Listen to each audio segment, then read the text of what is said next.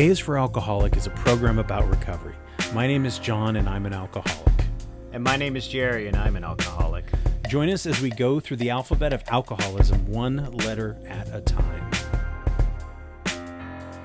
Welcome back, everybody, to the big little show. Big Little Lies. What did you? I don't know what that is. That's my wife program. watched Big Little Lies. I didn't watch it. Is It was like a program. yeah. I don't know if it's necessarily. It's a bunch of ladies in it. Right. Okay. It's like mostly ladies, but I don't know. It's a bunch of like middle-aged Karens pissed off in Santa Barbara. It literally is a bunch of middle-aged Karens in like Southern California. Wow, I don't need that. I'm sure it's lovely. I'd rather watch. Let's watch Beetlejuice again. Beetlejuice keeps coming up, I man. love Beetlejuice. Yeah, I love it, dude. It's what's his name? Michael Keaton from Clean and Sober, who fucking relapses and dies. I think that's read through like 3 of these podcasts. I watched oh shit, I already lost it. Oh, I've been watching Schitt's Creek, which is pretty funny. Lovecraft Country. Lovecraft Country is great. I've been watching a lot of I've been noticing a lot of shows in popular culture having a lot of representation for Black Americans.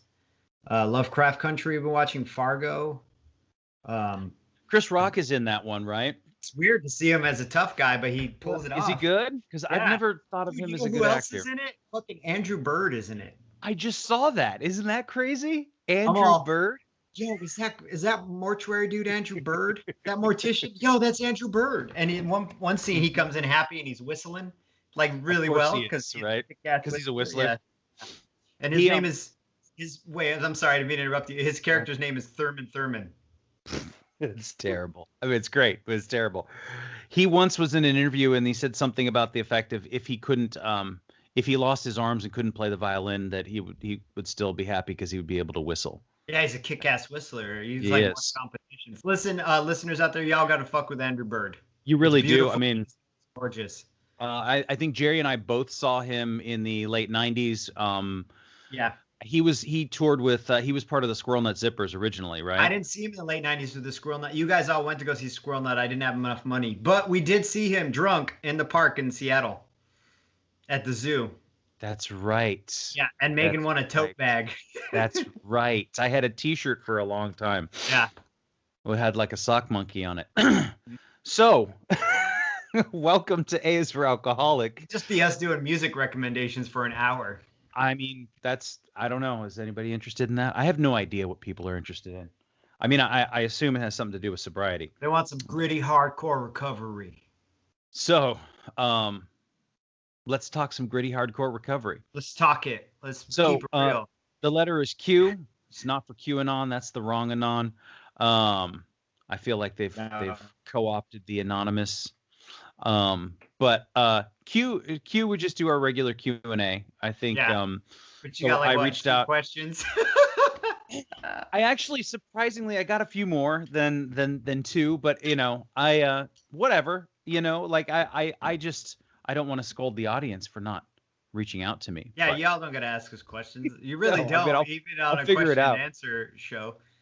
I'm always like ready. I've got other topics and stuff like that, and we could talk about The Quick and the Dead, that Sharon Stone movie from like '93. I've never seen it, but I know the Hackman is in it. I've never seen it. Is she the gunfighter in that? Because what the fuck? It's weird. Cool. It's like this weird sort of like, but it. Okay, we're not going to talk about The Quick and the Dead. Right. So let's just start off first. I did get a message, a couple of funny ones. Nikki wanted to know how I kept my hair so amazing, and she was kidding, because it was an absolute mess, and I don't know what I'm doing with it, but there's no. So I wanted to give you my simple 7-step hair care routine. Let's hear it. I'm kidding. It's bar soap. I don't wash your hair with bar soap, John. Oh my God. I guess I need to get some. What, are you in a war? Is this World War II? Are you storming Normandy tomorrow? Like, don't use bar soap. Like, buy some nice shampoo, put a little conditioner on it every time. Just shampoo it once a week. A little conditioner once, like maybe 3 times a week. You're good. Shit'll be all shiny. It'll look beautiful. You ever see that movie? You ever see that movie Belly? No. There's a great character in Belly. I can't remember his name now, but in one scene he's like eating a banana. He's like, "Yo, we gotta get them motherfuckers." And he has like the most beautiful hair. It's like shiny as shit, and it's like flipped out. He's got like a '60s flip. Anyway, that's what you gotta go for. That's But what the I'm joke working on. doesn't work. The reference doesn't work if you've never seen it. You should watch Belly. This is gonna be all of us talking about movies. Anyway, so your hair is it. You listen. You got good intentions. Just Right. you're The executing execution. Yeah. a little fucked up. All right. The execution is the other one. I did get another question, and I'm sorry I don't have the listener's name here in front of me, but wanted to know when Jerry was going to record another intro without the space chicken or something like that. He was kind of joking too, and I said, well, for the Patreon ones, for the promo, the little thing, and I was like, well, I need to write one first. So yeah, I'll do a new one. You'll do probably next season or something like that. Yeah. We'll start fresh, but so yeah. But so let's start with now here's an interesting one, and I only have a few things to say. I only have a couple of things to say about this, but this one comes from Gerald Passarge on Wow.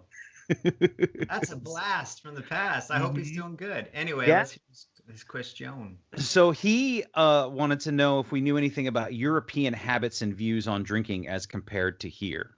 Oh, that's a good question. I thought he was gonna be like, "Yo, Jerry, what'd you do with my fucking favorite shirt back in 1998?" Right?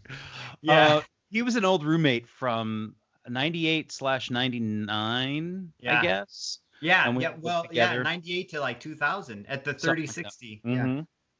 So I met a gentleman by the name of Francesco, and he was friend of a friend. And the way that it turned out, he was from Italy. He was from southern Italy, and he stayed with us for a little while. Like he was in the United States trying to get a degree, or there was something that some education he was getting. And I remember him hanging out, and he slept on our couch, and he'd come out to the bars with us, and we'd all get our shots, and we'd slam our shots, and we'd get more.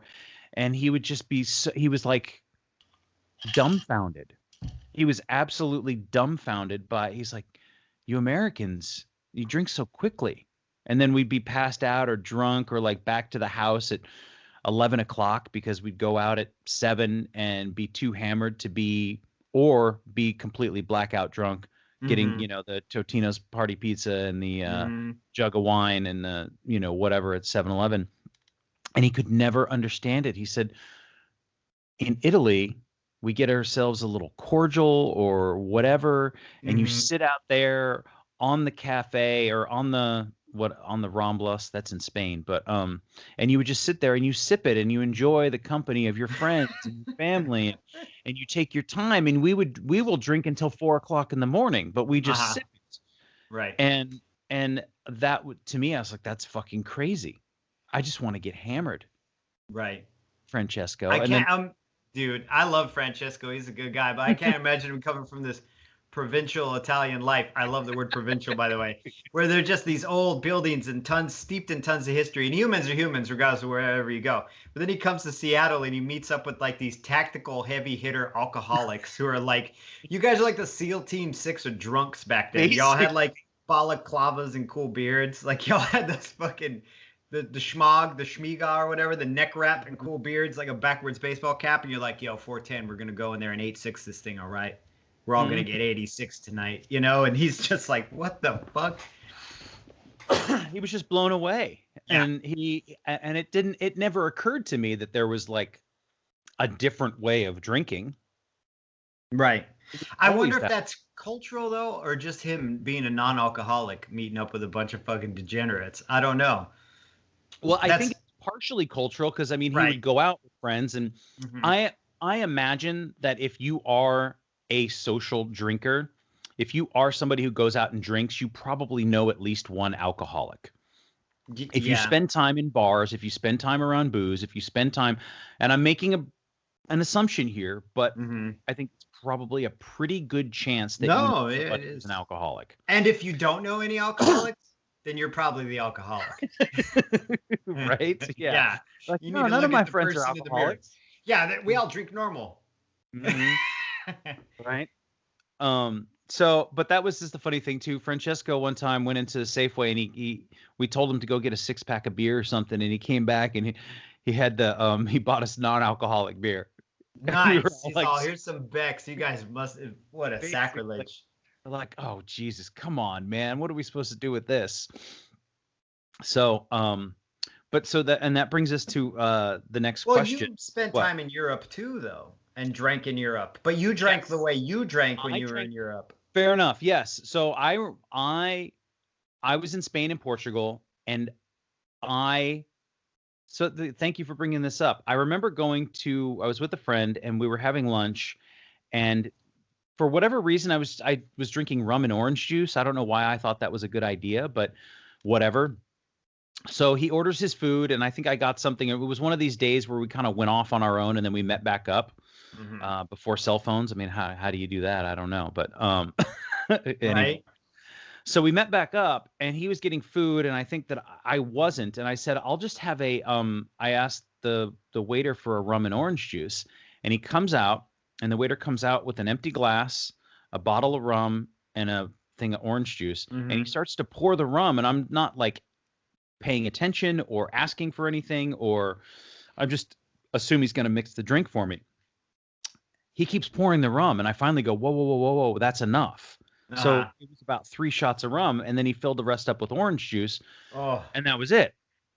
And I drank it, right, because I was drinking the way that I drink. And when we got the bill, my drink was more than his meal.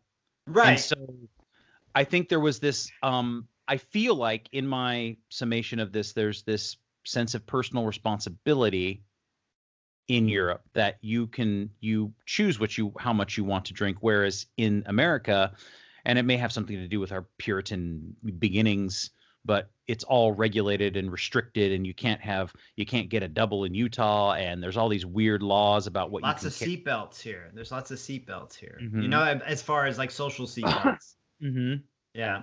So that was something that was interesting to me, and I went into many bars and drank very heavily while I was there. But I don't think that I was self-aware enough to see any difference. I was just in another bar. Right. But that was the thing that occurred, that I was like, this is a different way to serve alcohol. Yeah, I'm thinking once COVID's over, maybe you should go back to Spain and Portugal as a sober man and experience it that way. I would love to again. Write your novel. I would love to go travel again, find a place and go and spend. That was a cool thing too, was like I spent a month there rather than the whole like 2 days in Paris and 2 days in Vienna and 2 days here. And, that seems exhausting to me. That doesn't seem like that wouldn't be a fun vacation for me. I think it would be really profound to experience a whole completely different culture without the veil of alcohol. Yeah. Wow. Yeah. All right. So on the next tip, Tony asks, come on, Tony, where are you? Tony asks, what does I just found it. Thank you. Okay. What brings someone from social drinker to alcoholic? Ooh. What do you think, Jerry? Wow, that's a really good question actually. I genetics? Yeah, So maybe I don't know. It depends on if it's an internal thing or if it's more of a social, like the way you're viewed socially, right? Because we all have a watermark. Everybody around you has a watermark. Oh, normies or non-alcoholics. I'm sorry, are like, okay, that's too much. I'm gonna wake up with a headache tomorrow, or whatever. So here's where I stop. And it's not even like think about it, us, right? Like we had to stop. We had to consciously, intentionally tell ourselves to stop. Where I feel like maybe a normal drinker or a normal person would just be like, they just stop. Do you know what I mean? Like, it's just like, okay, good. Like, what happened last time, so we're good. Yeah. But I don't know. What were you going to say? I think so. From what you just said, the implication is that an alcoholic is that there's something intrinsically inside me and inside you that says, I cannot drink. I have one drink and I will eventually be off the rails, and I can't handle my booze. I can't have 2 drinks, get a little drowsy and tipsy, go home and go to bed. Right. So a social drinker, and there's all these different shades of alcoholism, Mhm. right? There's no So binary to it, really. there's absolutely no binary that I can see. It's not one or the other. So like somebody who goes out on the weekends and maybe drinks a little too much on the weekends, but is like straight the rest of the week, they may be just fine, and maybe they just drink a little too much on the weekends, and maybe that eventually with age or responsibility tapers off and disappears.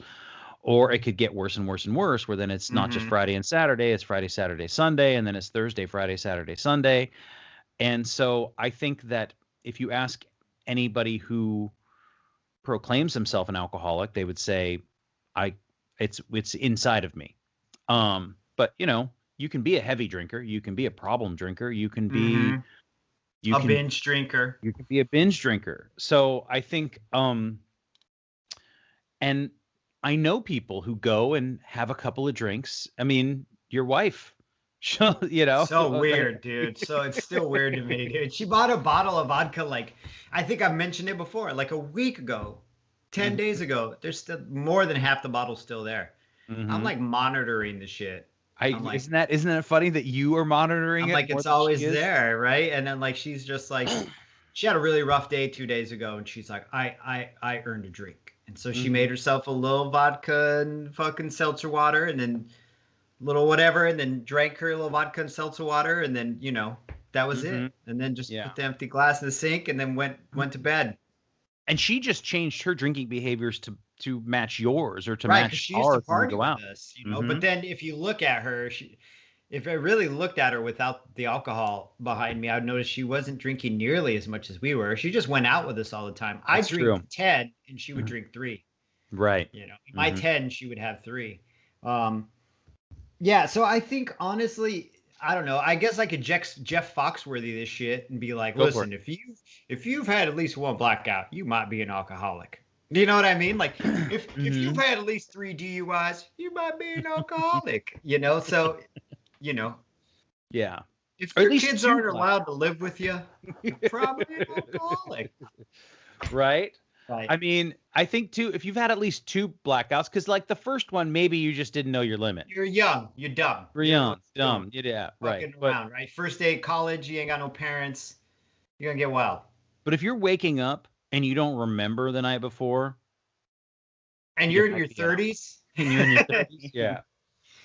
If you've ever been on the sitting on the edge of your bed doing cocaine with a guy who's showing you his pistols and his briefcase full of drugs and showing you how to take apart the pistol and load it and stuff like that, you might be an alcoholic. And If I'm I bottle of VCR head cleaner under your bed and take two really hard whips out of it, I might have a problem.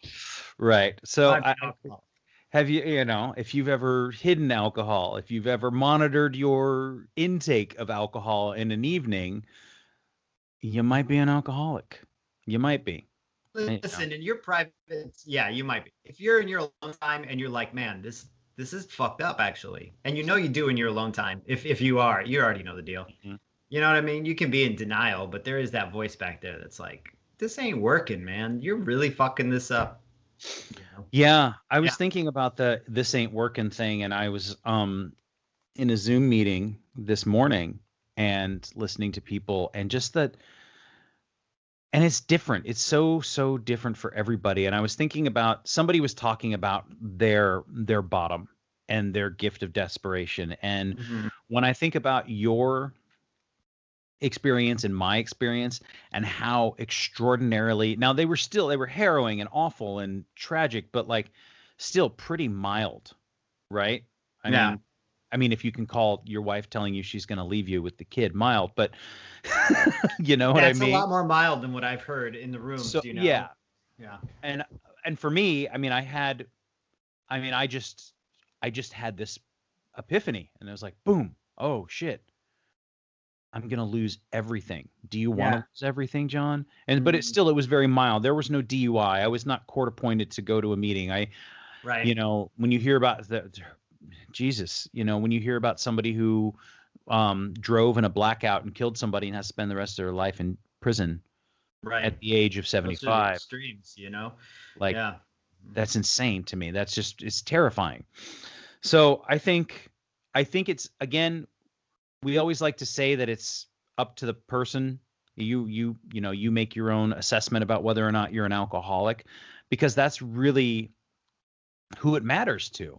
Mm-hmm. It doesn't matter to me whether or not you're an alcoholic. It doesn't matter to me whether or not you're a social drinker or if you're drinking too much, Right. right? Because I Right. don't have to go home with you and I don't have to live that life. There's a huge difference between living and functioning. Mm. That's why I've always like bristled at the term high functioning or high functioning alcoholic. I called myself a high functioning alcoholic. And we've talked about this before in the podcast, but like if you're just functioning, you're not really living. You're just doing your function, which is to continue sucking air and then going to sleep and then sucking air and going to sleep. And that's what vacuum cleaners function. Do you know what I mean? People live. I don't want to be no vacuum cleaner anymore, dude. Mm-hmm. So yeah. I think, I don't know. Yes, absolutely. There's definitely a difference between functioning and living. And anybody can function. A machine functions, right? A vacuum. Right. Sucks Machines air. function until they no longer function. And I'm not a machine. I'm a man. You're a man. I am not an animal. That's a little Elephant Man reference. Man, if I were a machine, though, I'd like to be RoboCop. Would you? You wake up? Yeah. Wake up as I'd make everybody call me Robert, so I'd be Robert Cop. Robert Cop. Rob Cop. So and I have to throw this question to you. Nicholas wants to know about having a partner that drinks. What's it like having a partner that drinks? Now, your wife doesn't have a problem. No, so... I mean not a drinking problem. She's cool, man. But it never affects anything. It's never like. In the beginning, it was a little rough. I remember in the very, very beginning, she was still drinking like I was used to drink, and then I stopped. And so she went out and partied 1 or 2 nights, and she actually would party every once in a while, go out with her friends, because she was like in the fashion industry and shit, and they'd all go out and party. And it was like a big point of contention between us, because I was like, I'm trying to get my shit together and you're fucking out getting loaded. And then I realized that she wasn't really out getting loaded. She was just around a bunch of other people who were getting loaded, but she was still doing like party behavior, which is her life, but I also was like, these things trigger the fuck out of me.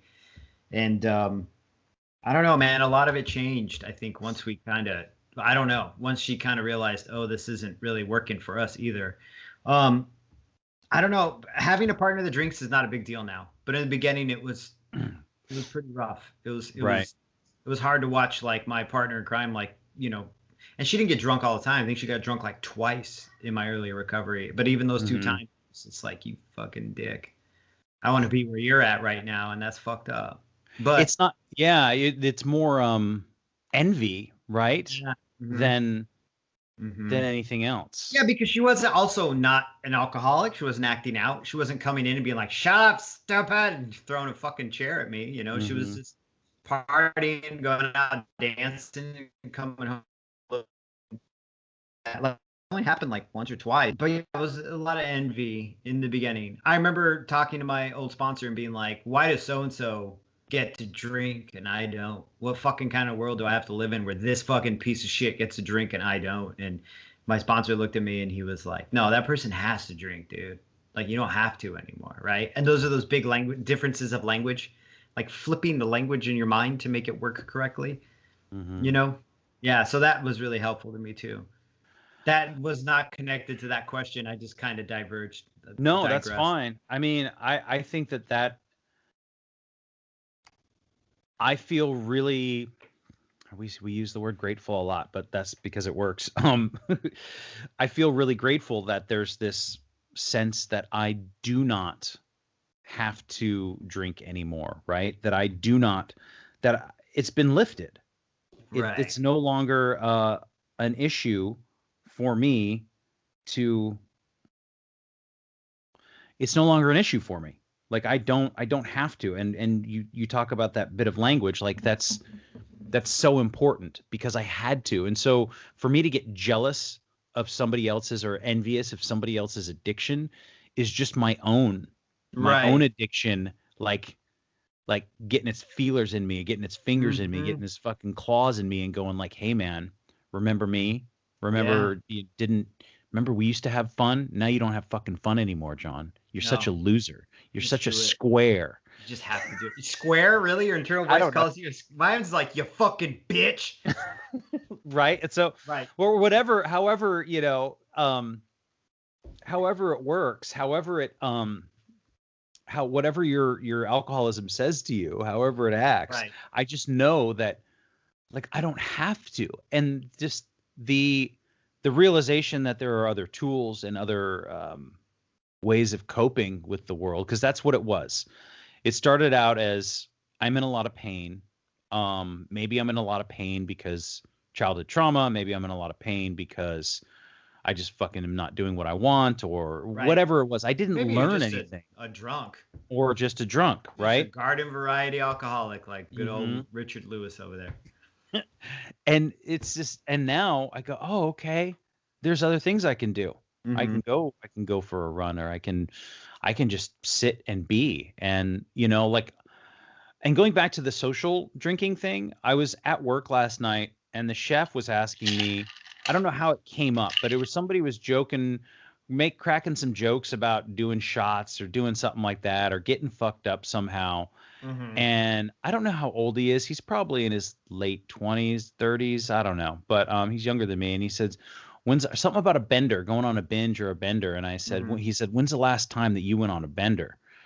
And I said, gosh, I mean, 2015. July 3rd, 2015. Oh, let me tell you. Do you have a minute? I can tell you. Just pull out a big book. You're like, Yeah, wow. like, and he went, really? Like he was surprised, and I think I love he it. Wait, I don't mean to interrupt you, but all the people that work with you that know you're a fucking recovering alcoholic are probably in that moment like uncomfortable. They're like, oh shit, Travis, why'd you ask him that? It's about to get weird in here. Because that non-drinkers look at us a little weird. Like Sure. we're edgy, like we're uncomfortable. Ooh, don't bring up the Travis. Why'd you bring up the drinking? Sure. Yeah. And then Um, did you get up on your pulpit? no, I just said, what I say I know. is, unless somebody really has some questions and it's work, and Right. there's not often time to get into it, but I'll say, yeah, it was about 2015, man. And he's like, so what happened? And I said, look, honestly, I couldn't do it anymore. I Mhm. had to stop, or it was going to get worse than it already had. And it had gotten pretty bad. And I Mhm. said, that was it. And so I quit. And then usually it doesn't go any further than that, because nobody Yeah. wants to be like, so how did you quit? And that's I think that's a deeper conversation, and that's Right. not really something we're going to have at work. I did have one of my coworkers, and she said, so are you in like one of those 12-step programs? Are you 12-step? And I said, yeah, I go to AA. And she said, oh, really? Yeah, wow, that's great. My mom, and or something like that. And I was like, I used to right do on. that. Yeah. And so I don't want to. You used to do that? You'd be like, Oh yeah, there'd be people in recovery that come into the tattoo shop, and I'd be like, just me, just bloated, fucking whiskey pouring out of my body. It's like you can see that shit from a mile away. And I was totally that person. I'd be like, oh, you do AA? Oh, so do my parents. Yeah, I think about it sometimes, but my mom and dad do it. Like that they would all have something in common other than the fact that they all go and sit in church basements. right. And these are people who sip and drink, and I have no idea what they do in their personal life, or Right. how deeply. And when you work in a restaurant, there's certainly it has its own fair share of, we've got to taste the wine. We got to, ooh, this new pear cider, and they'll pass around glasses, and I always take one and I hold it, and they talk about it, and sometimes I'll give it a sniff and I'll be like, yeah, it smells like whatever. So Really? Wow. I mean, sometimes I smelled a good Cabernet the other day, and I was like, "Oh, that smells like I think good it'd be wine." great if you just held it out at arm's length and just slowly poured it out, and you're all, yeah, it looks really good. Oh yeah, really? Just pour it out on the floor at everybody's feet, and then just maybe drop the glass. Just drop the glass, let it shatter, and you're like, yeah, real good bouquet. It smells like pencil shavings, a little chocolate. Yeah. Uh-huh. The other one Well, I love too is the guy asking you about your bender. I would have loved it. I tell him flat. I just lean forward. I'm like, I'm a fucking alcoholic. Like whispered in their ear, and then right. back up and smile, real crazy. They love it. I'm an Those are your alcoholic. two things. Next time, just pour the drink out, like slowly though, like with defiance, and be like, "Oh yeah, no, this pear cider looks. Wow, look at that color. It's like a pea color, a nice amber pea. Mm. Yeah. So it's just I don't think it's weird. I've held drinks. Like I've picked up Megan's drink and brought it to her. I mean, I'm not. right. You know, I it's just a try to thing that be exists. yeah, casual, and then I end up handing it off to I give it to the fucking busboy to drink. Like, here you Right. go, And dude. he loves you because he's Oh, like, he's "Yo, like, that yeah, I get double. that fucking alcoholic over there is giving me all of his recovery. He's giving me all his extra drinks." Mhm. So it's just yeah, it's funny. Like, what do you say when somebody says, "When's your last binge? When's your last bender?" And I'm like, 2015, and they're just like, "Fucking really?" Like July that? 3rd, Yeah, 2000. July 3rd. Yeah, That was basically. mine, yeah, 2014. July 3rd was my last binge. July 4th was my first day without a drink. Yeah, I guess mine would have been the 5th or the 4th. Maybe it Yeah. was. I don't know. It was the 4th, but the 5th I didn't drink. I was fucking hungover. Yeah. Right. And then I had that final beer. Oh, 3-day hangovers, man. 4 day. Sometimes it lasts 5 days. Holy shit. Yeah, and it was just that sort of, oh God, the Oh, 5 day. I know what you mean. I know, dude. And then you're just trying to stave it off with like a warm tumbler of fucking white wine. Woo! Uh-huh. That's a Anything. warm white wine in a plastic tumbler. I think that was the last alcoholic drink I had was, yeah, warm white wine, like Gross. Woodbridge. Woodbridge, yes. My wife drinks Woodbridge. We do our Walmart orders, and like every 2 weeks, she'll get a bottle of Woodbridge Pinot Gris Oh, or nice. whatever. I don't know. And I'm like, okay. Yeah. Every time she asked me to get her a bottle of wine once, I went to the store and got her. I've told you this story. I got her a $2 bottle of wine. It was like $3. She was Brought it upset. back. Yeah, she was like, "What the fuck is this $2 Chuck?" Because I remember she learned that term from Coda. Thanks for bringing this $2 Chuck, Johnny. Yeah, I brought it home the cheap fucking wine, and she's like, "What the fuck?" And I'm like, "I'm looking for more bang for your buck, baby. Like what? It all goes down the same." She's like, "No, stupid. I'm not drinking this entire bottle in my bathroom. It's mine." Yeah. Right. Exactly. Yeah. I once drank a whole bottle of Marsala in the bathtub. Speaking of benders. Yeah, like listening to some fucking jazz, thinking you're Jack Uh-huh. Kerouac, but really Yeah, just a basically. fat guy in a tub drinking wine. I did that too. I drank a whole pint of whiskey in the bathtub, thinking I was fucking smoked like Bukowski? half a pack of cigarettes, think I was Bukowski, but I was just literally like a fat guy in '90s clothes. Like, you know what I mean? Like, I'm gonna Mhm. put on my best cargo shorts and polo In shirt your- after this. In your etnies. My etnies. So yeah, man, it's always funny. Like it's because it's we as alcoholics, we get into the rooms and we have these deep conversations, these pretty heavy conversations almost immediately.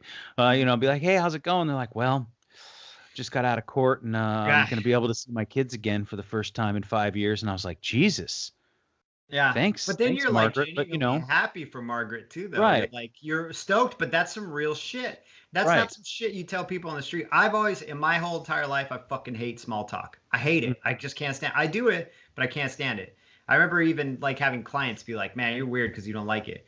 But then I found AA and I went in the rooms and tried to small talk with these people, and they just laid that shit open. And I was Yeah. like, this is refreshing. Like, this is actually how people should be talking to each other. Maybe not all the guts and misery, but, an honest connection, like a human connection. And I'm not saying I had it with everybody in the room. Some of those people I avoided because I was like, that person is wild.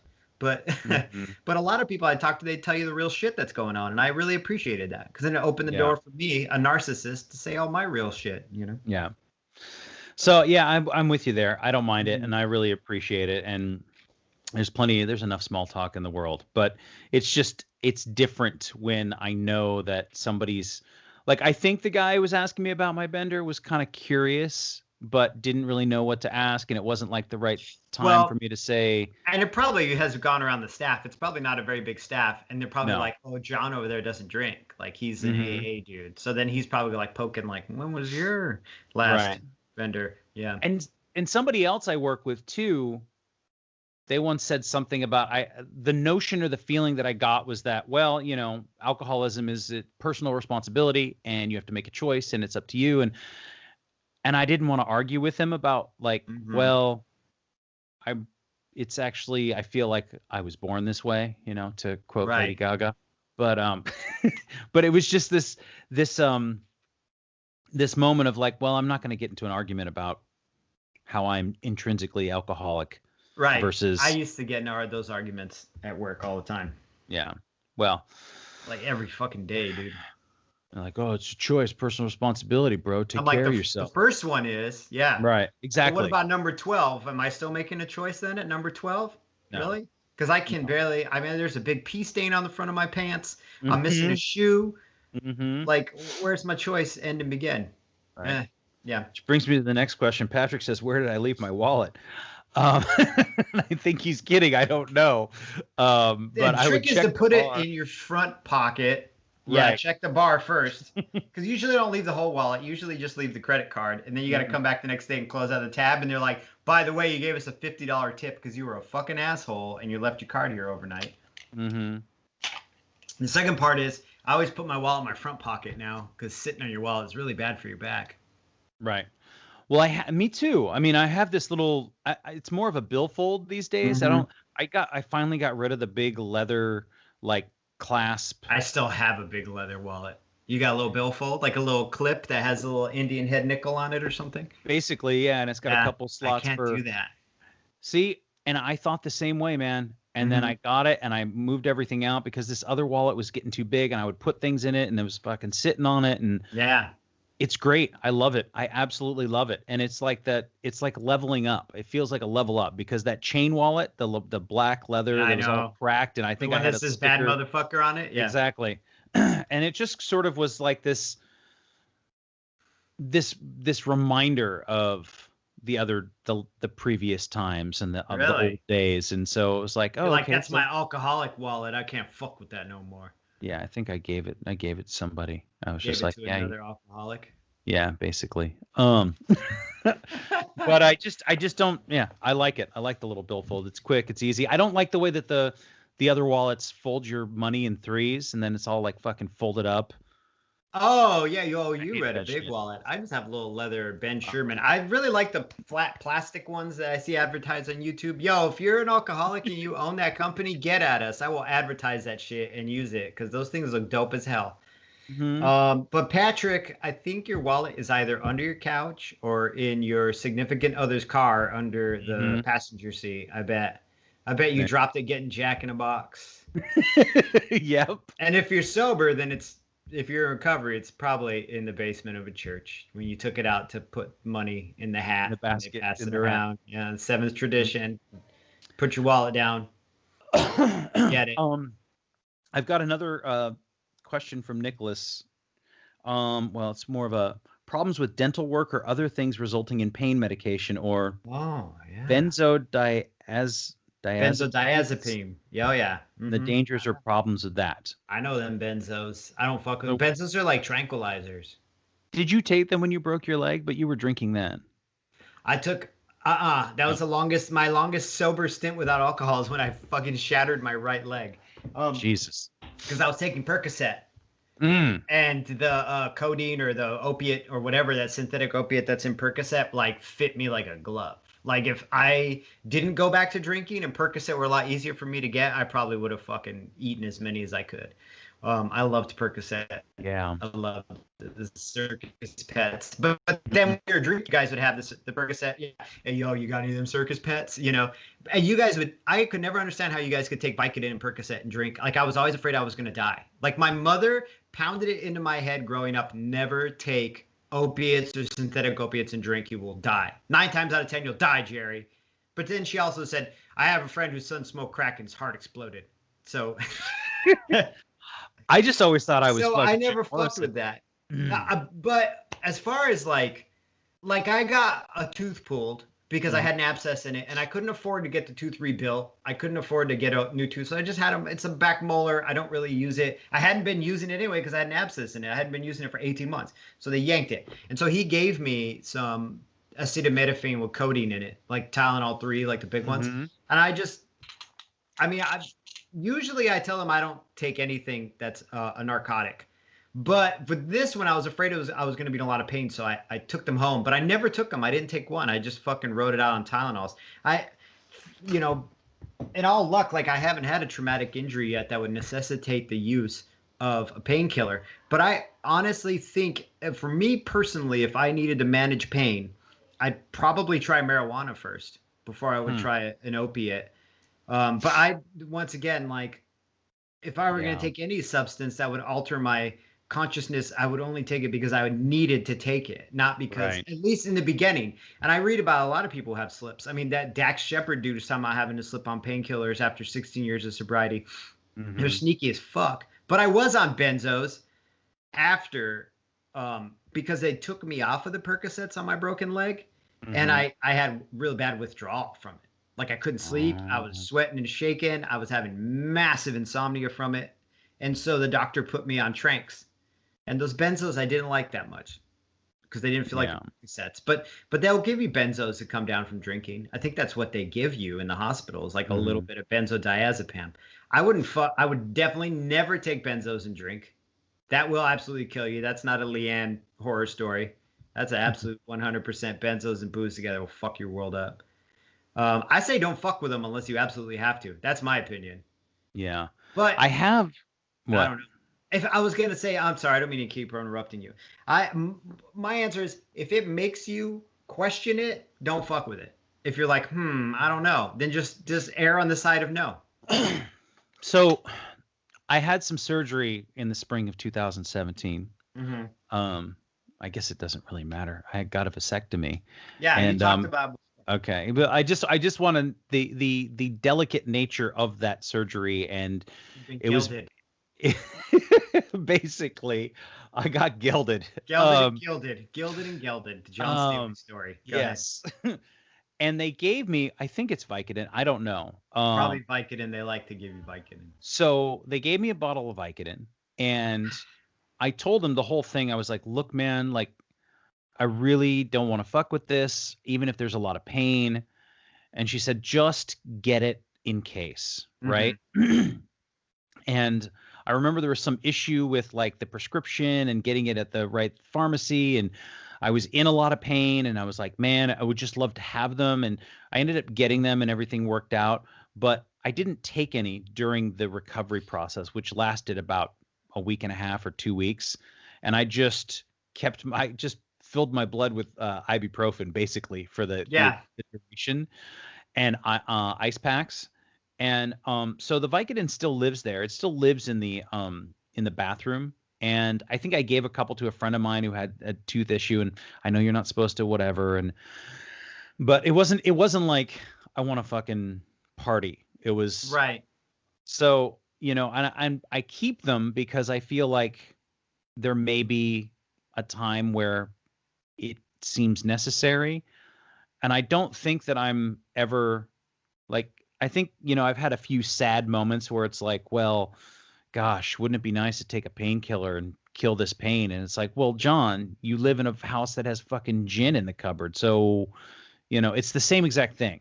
That's how I look at it. Right. It's just like, I live with it, and I don't have a problem with it, and I don't feel tempted by it. It's just kind of there. And there have been those moments where, and we all have those moments where you're like, man, life sucks. I just want to get wasted and forget about it, regardless of how I get there.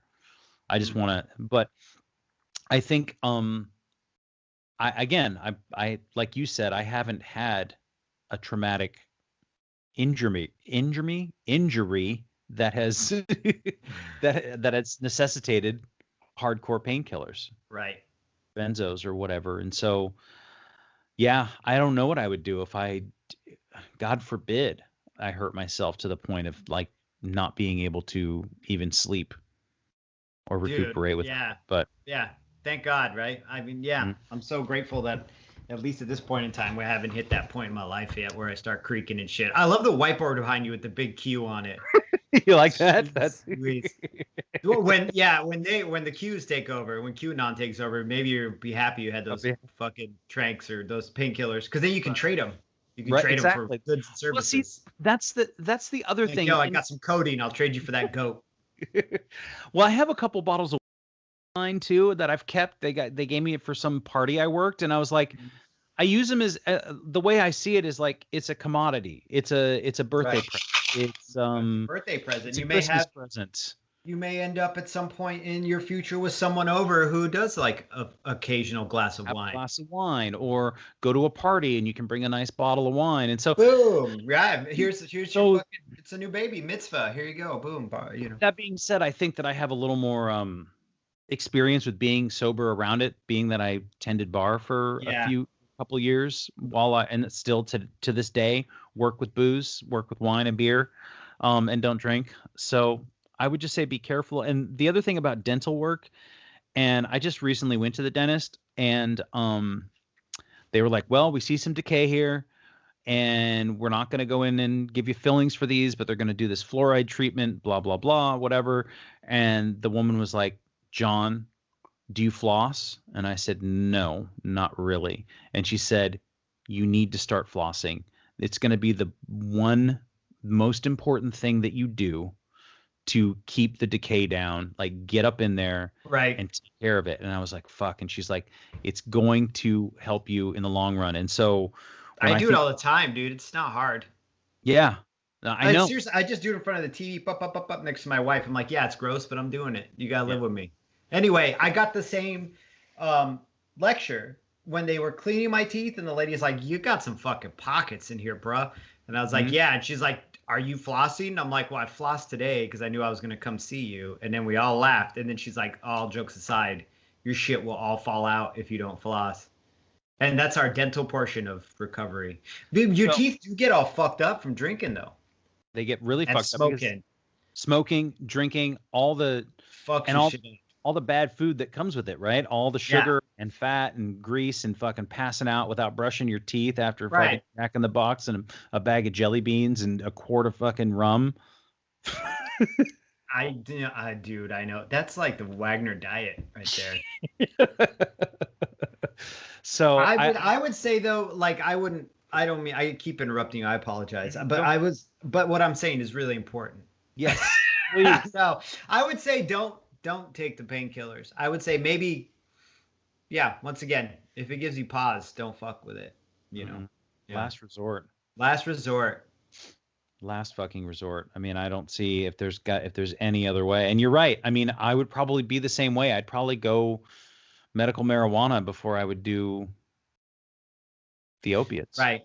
Yeah. At least with the weed, it's not physically addictive. It's still emotionally and mentally, it can be very addictive, like dependent. You can get very dependent on that shit. But if I'm managing pain, and thankfully as an alcoholic, I am used to, and I have a high tolerance of pain. All right. Just like our fucking, once again, tactical heavy hitters, dude. We're tactical drunks. Like, and I'm like, I can manage pain pretty well from my alcoholism. That's the one I think, well, that's one of the many positives I got out of active alcoholism. Well, the other one was actually quitting drinking was probably the biggest positive part. Isn't that funny? It's like the Ouroboros, man. A snail eating its tail. I was like, the best thing that came from drinking was quitting drinking. Yep. Wrap your fucking mind around that shit.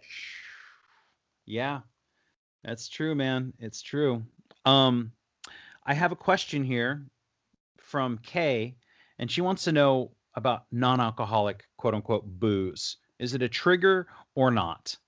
How do you feel? I mean, I'm not interested in non-alcoholic beer. I think there was a period where I took a couple months off while I was drinking. And so I was the only one not drinking. Mm-hmm. So you guys would come over and we would party, but I wouldn't drink. And so I had like a 6-pack of non-alcoholic beer just so I could feel like I had something in my hand. But I don't have it in the house. I'm not interested in it. No, neither am I. Here's my main reason. Beer tastes like shit. I hate beer. It's fucking disgusting. The reason why I drank beer is so I could get drunk. And I rarely drank beer. And I would have no idea what non-alcoholic bourbon would taste like. It's probably just fucking tea. Do you know what I mean? Like, so to me, the non-alcoholic beers, what's the point? I'm just drinking something that tastes awful to me. Now, if you're one of those weird motherfuckers that like the taste of beer, I guess it's all personally dependent, you know. I don't know. I don't know, man. I don't know. It's like putting on the camouflage of a drinker without drinking. I guess for every single person, it's different. My personal opinion is nah, because beer tastes awful. I hate beer. I've never liked it. I've never had a beer where I've been like, this is the most delicious beer. No. Well, I've been a beer drinker. I was a beer drinker. Mm-hmm. I remember like thinking, oh, Bitburger Drive is a good non-alcoholic beverage, is non-alcoholic beer, and Heineken makes a 0.0 whatever. But yeah, I just don't see the appeal. I wouldn't want to spend $9 on a 6-pack of beer when I could, get a 12-pack of seltzer water and be fine with it. Right. And if you're gonna be I don't know, if you're gonna be favoring yourself in that way, you might as well just get a fucking 12-pack of Diet Cokes or something. Do you know what I'm saying? Like, if you're gonna be indulging yourself in that manner, why get beer? Just get a bunch of Frescas. Yeah. And there's this huge movement. Oh, well, huge is probably is a big Did you word. interview one of these people who does the? Not yet. But I'm curious about it because there's this guy I follow on TikTok who makes all these non-alcoholic cocktails, and it has non-alcoholic rum, non-alcoholic whiskey, right? So what is it? I don't know. Is it just sugar and tea? Yeah. Is it like, spiced chai and something? So I don't know, but he makes all these cocktails with it. And so for me, I guess being a bartender and now being sober, I'm not interested in the cocktail culture anymore. Yeah, what's the use? But I think again, you're right, it's so different, right? And so if somebody were trying to, I don't know, have a sober October, or maybe wanted to get into having people were into fun drinks. Now, I'm just not into fun drinks anymore. I used to be. I used to really care about it. I've got books still on my shelf about fun drinks. I have notebooks filled with fun drinks that I made, but I don't really care anymore.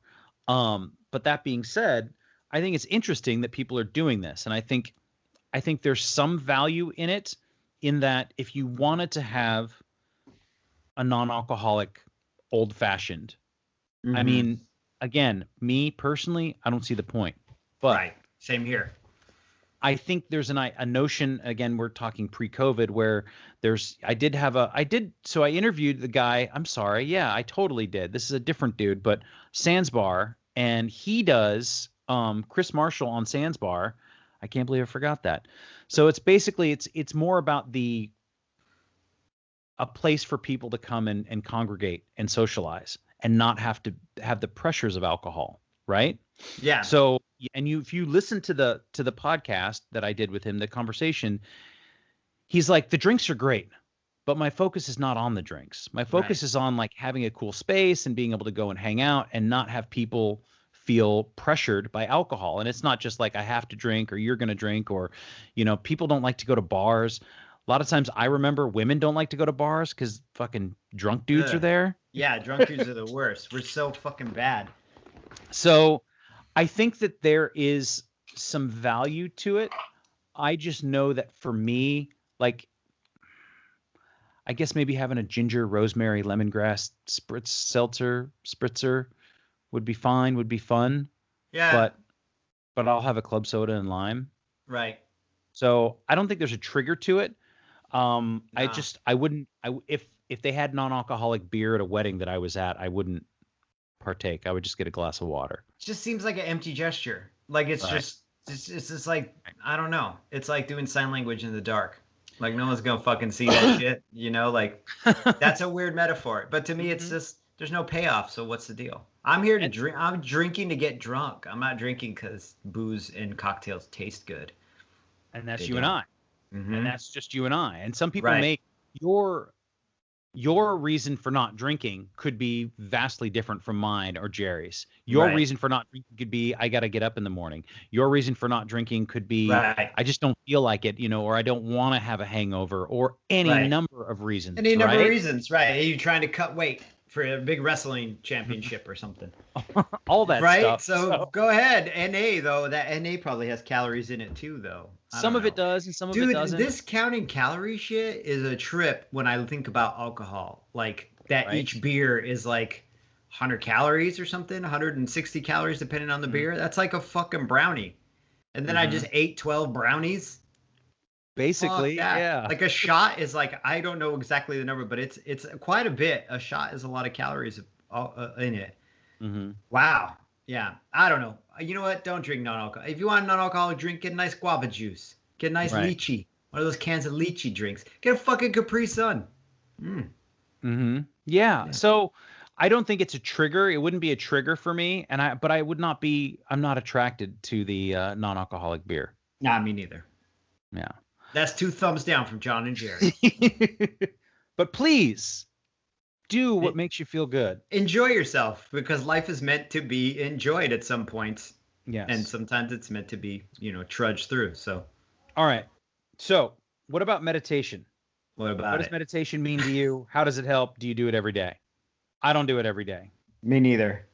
I'll say this. I've done it a lot in the past. Same I do here. it occasionally. Mm. I do have this sort of pre-run stretch that I do that I now play this specific song, this like 15-minute ambient song. So there's a certain level of meditative, there's a meditative quality to it. Uh-huh. But I highly suggest the Headspace app. You can get like the first 10 days free.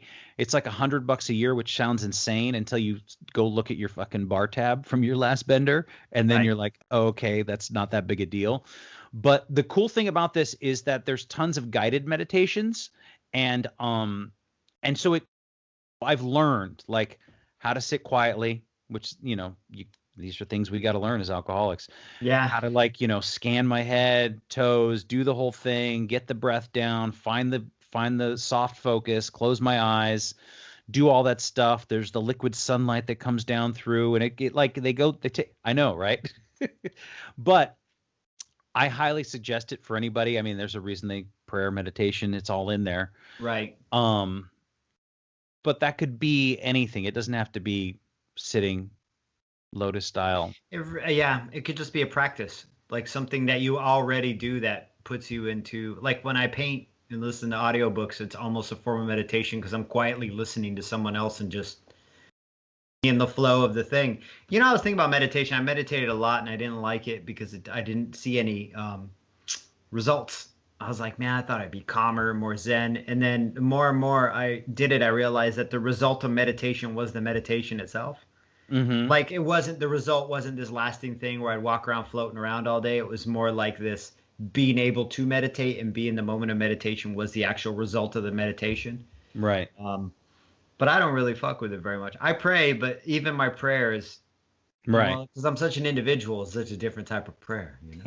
But I don't know. Every night, it's just more of a prayer of gratitude. I need to sit down and be grateful for what I have, whether it's provided by some benevolent sky man or a bear or whatever my fucking higher power is, or it's just the universe itself, or it's just circumstance and chance and fucking total coincidence. I still have to be grateful for it because I think entitlement will fuck you up. It'll definitely build resentments and shit, and I don't want to be entitled. And I can be very entitled at times, so I gotta check it. I gotta check it before I wreck it, And I would say to Krista on the point of meditation too, one of the things that always comes up in my head is I don't have time, right? And so whenever I have that notion that I don't have time to do something like meditate for 10 minutes, I always like to look back at my screen time app on my phone. I have it all marked off, and I have alerts and warnings for like an hour max on all social media. So that it will come up and it will tell me. Now I can always just remove it and keep going, keep scrolling if I really feel compelled to. But I go, well, like if I just spend an hour on Instagram, TikTok, Facebook, Twitter, Imgur, whatever it is, if I spend an hour a day, are you telling me I can't squeeze in 10 minutes to meditate? Like, come on, John. So that's something also that's helpful to me in just helping me to be mindful of how I budget my time. Right. So that's something that I'll look at and be like, okay, so maybe meditate, maybe go get some stretches in, maybe go exercise, lift those weights. You have time. And I think there's a nice feeling once I get the meditation done and I kind of open my eyes and I really do genuinely feel mindfully relaxed. I'm like, oh yeah, that's good. That's real good. So Not me. Not you? Nah, I just get up and go. But we're both different types of people. I'm like a shaky fucking chihuahua. Yes, you are. I'm a vibrating man. So I want to end this. Let's end it. One last one from Princess Mora. She says, what are your thoughts on AA as a program for quitting, as well as their requirement for the higher power? Do you think it's the best program out there? Do you think others work just as well? What do you think is the most important aspect of it, or any program meant to help people quit drinking? Oh So man, that's a big. That's a meaty one, right? We were closing out. I was like, do I get to go pee now? No. Right. I get into the meat of the motherfucker. So I'll say this. The requirements for a higher power is simply that you have one. I don't know, man. First of all, okay, I don't think there. Well, I mean, I don't agree with that. I don't think there is a requirement for a higher power. It's not required that you need a higher power. It's strongly suggested. It could be helpful, but it's not like when you walk in the door, they're like, "We require you have a higher power. You'll never get sober." Right. Right. I think a lot of people, in their zealousness and their enthusiasm, have really fucked AA up for a lot of other people. I don't think they're coming from oh no, I don't mean you. I just mean, I don't think that these people who are zealous about AA have malevolent intent. I just think they're so excited about the program working for them that they put down edicts and they say, these are the rules. You need to follow these rules. You don't even have to not drink to be an AA. You could go to meetings drunk as a motherfucker. We might kick you out if you're being wild, but do you know what I'm saying? So it's not about me trying to check you, correct you. This is just my opinion, because maybe for you it is a requirement, you know what I mean, in your own personal recovery, you know? Yes, right. It is now, so, but I don't think, just speaking generally, you are correct. It is highly suggested, and it has been extraordinarily helpful for me. Do I think it's the best program out there? Again, this is all fucking subjective, right? It really is. Right. It is. It's the best program for me. Right. Yes, exactly. Same here. And I think of the verbiage of the question too. Is it the best program for quitting? I don't know if it's the best to quit. I think it's the best to help you deal with the fallout of quitting. You can use it to help you quit, absolutely. But for me personally, I had already quit when I had come into the rooms of AA. So my experience was, this is helping me find a new emotional and psychological tools to deal with the fallout of living my life this specific way. Right. And I still have a higher power. I absolutely have a higher power. I don't, the hardliners always bummed me out, dude. I always, but they got to do their thing too. But, and there's, you read Annie, I was going to say Anne Rice, Annie Grace. I was going to say Annie Rice. I mean, Interview with the Vampire. That's a whole different podcast. But Annie Grace takes a more clinical and psychological direction. You read the Refuge Recovery, which I really enjoy the Buddhist aspect of it, and is very mellow and calm. But I don't feel like it has the structure that I require to keep myself in order and keep myself in check. The Russell Brand book Recovery gives a more general overview, but still follows those 12 steps. So there's moderation management, right? Right. There's so many different ways. It's just like, what's the best way to quit smoking? Do you know what I mean? Is it Chantix? Is it nicotine gum? Is it vaporizing? Is it just cold turkey? I mean, we all have our different techniques of trying to free ourselves from a physical and emotional addiction. Right. I'd say that for me, AA worked for me. I would only recommend it to people because it's the thing that worked for me. Like if I had other venues, I would be like, explore these other venues because there are aspects of AA that I have problems with. You know what I mean? It's not a completely perfect, unfaulted program. There are definitely issues I have with it, but it worked for me when I needed it. And I do attend the meetings, not as much as John does, but I attend them occasionally. And I majority of the time tend to leave there feeling better than when I walked in. So. And she says, what's the most important aspect of it? I would say, for me personally, the structure, but the most important aspect, I think, generally speaking, is that it's suggestive. And that, like Jerry said at the top of this question, it's so important because, come on, man, we're alcoholics and we don't like to be told what to do. No, that's the most important aspect, is that take it or fucking leave it. Word. But it's suggestive, and that's the easiest way that I found I was able to take it and use it and have it be a way of life. So good luck.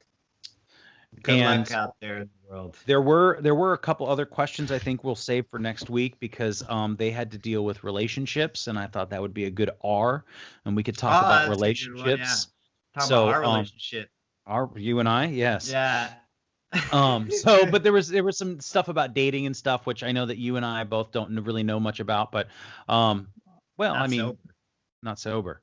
Not So sober. we'll leave that until next week. Thank you guys, everybody who shared questions, and thanks for helping us fill another hour of podcasting and sobriety. And be well and take care, and we'll do it again soon.